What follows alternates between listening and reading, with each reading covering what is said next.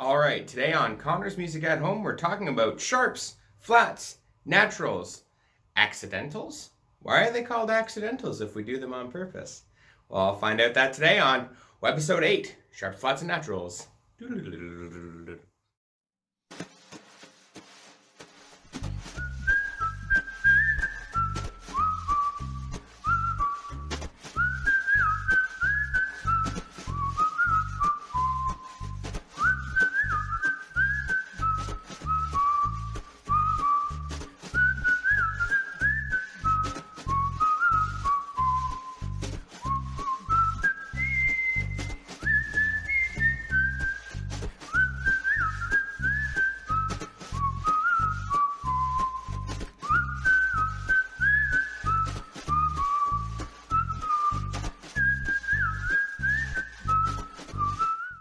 So, what are these crazy accidentals and why are we doing them on purpose and what does that even mean? So, we're going to bring it back to a couple episodes back when we were talking about the C major scale and we talked about do, re, mi, fa, sol, la, ti, do, C, D, E, F, G, A, B, C, ta-da!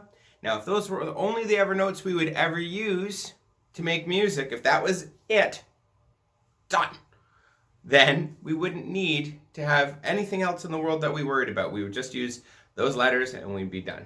Ta-da.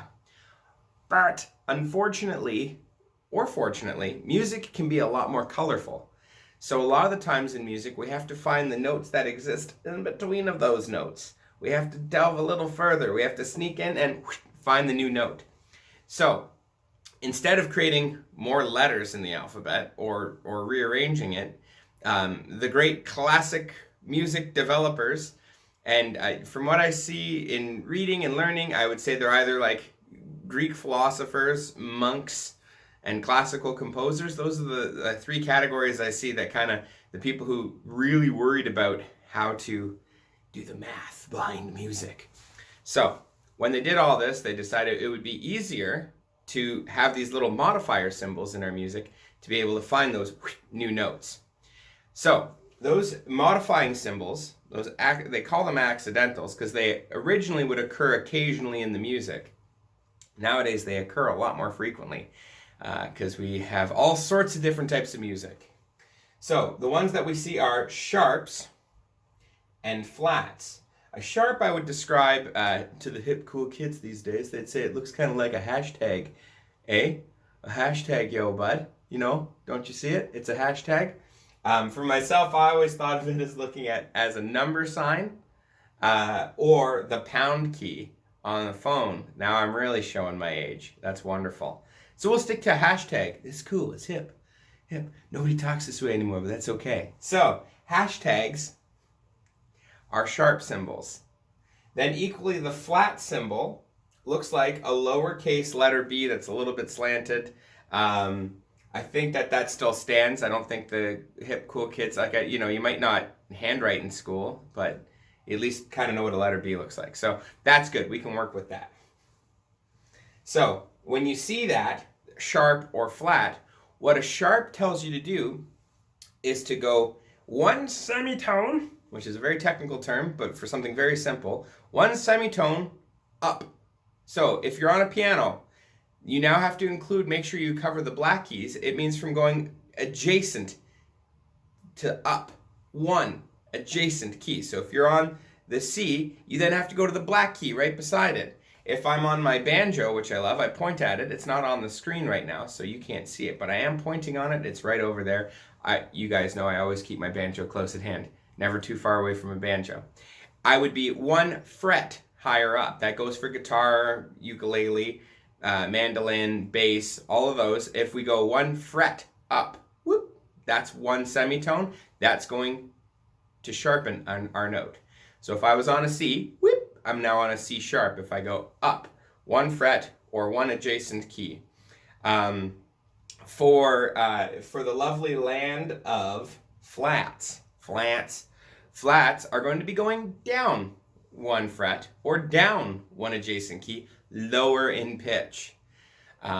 What's funny is for those folks who are in the lands of strings and frets, I always have this with my students. When I say go up a note, it actually means going this way, which is technically closer to the ground, because when we play up the neck, the pitch goes higher, but we technically are playing closer to the ground. And then when I go down the neck to the lower notes, it's actually higher up in gravity speaking. So we're going to be talking about pitch because we're musicians. That's what we do. Gravity, schmavity. We could be making music in the space.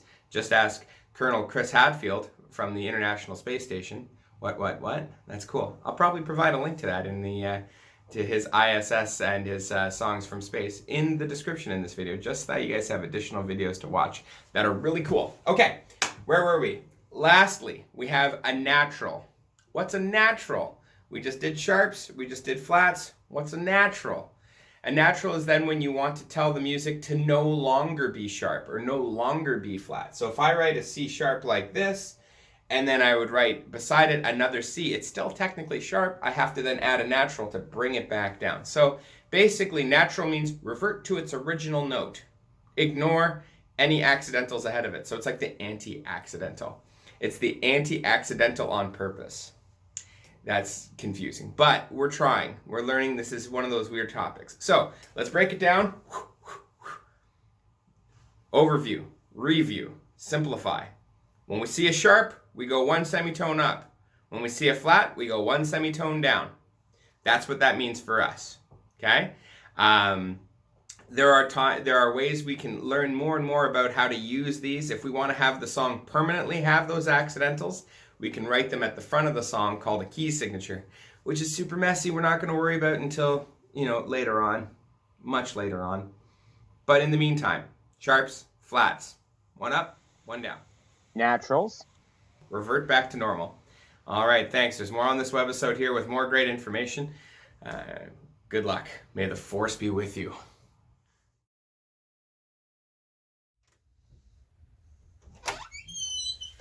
How is it safest to cross the road? Make sure that you C sharp or else you'll B flat. Wah, wah.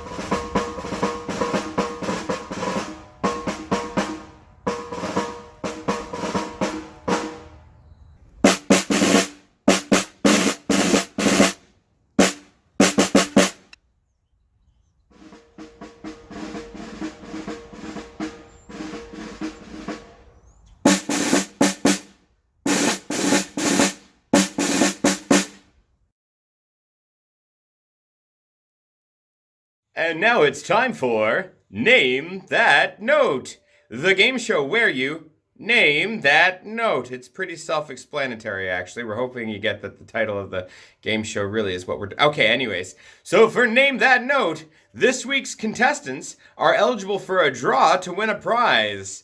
What is that prize? For anyone wishing to compete in the Name That Note prize pack, make sure that you submit a photo of your written work to lessons@connorsmusic.ca. One lucky winner will be drawn for Composer's Choice manuscript paper in a prize pack. Never have to write those staff lines ever again with a ruler with Composer's Choice manuscript paper. This contest is not eligible for anybody who lives outside of Canada, and if you do live far away from Georgina, you may need to drive a long way to pick up your prize pack. So that is one thing to take into consideration if you are entering this contest. Thank you. All entries must be in before the end of May 2020. Now back to myself, Joe.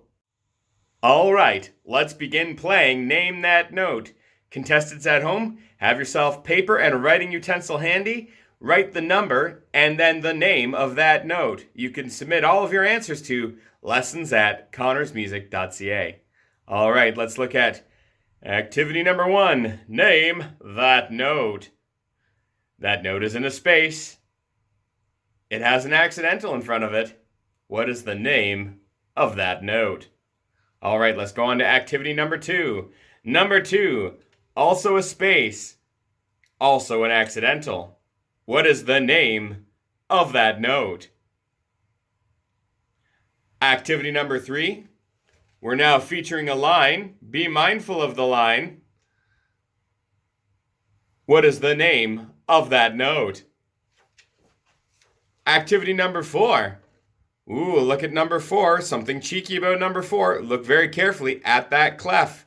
For those that need a reminder, good bassists deserve fudge always, and all cows eat grass. That's number 4. Name that note. Number 5. All right, now we're getting extra cheeky. Take a look very high for that ledger line. Name that note. Lastly, number 6. Noting there's a key signature, noting there's a very special accidental.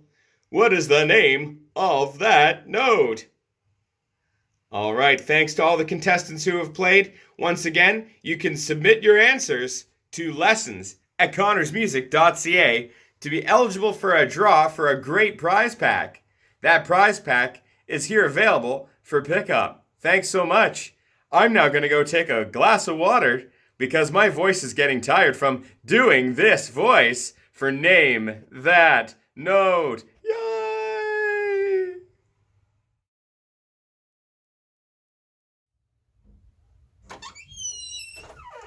What's the best way to recover from an accidental?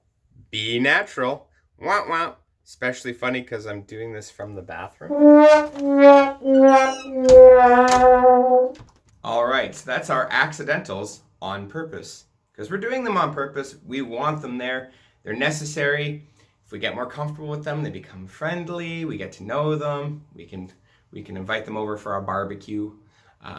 Do all sorts of fun stuff like that. No, but seriously, being comfortable and reviewing the idea. A sharp, up 1 semitone. A flat, down 1 semitone. A natural, revert back to its natural state. And remember, these are accidentals that we're doing on purpose. Thanks so much. I'm Joe Connors, and thanks for watching our webisodes here from Connors Music at Home.